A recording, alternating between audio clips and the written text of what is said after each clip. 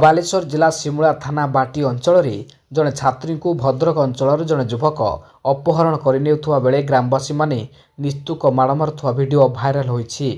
Police घटनास्थल में पहुंची ग्रामवासी कबल उद्धार कर थाना को आनी अधिक पचराचरा जारी रखिता बेले परिवार पक्षर सिमुला थाना लिखित अभियोग होईछि।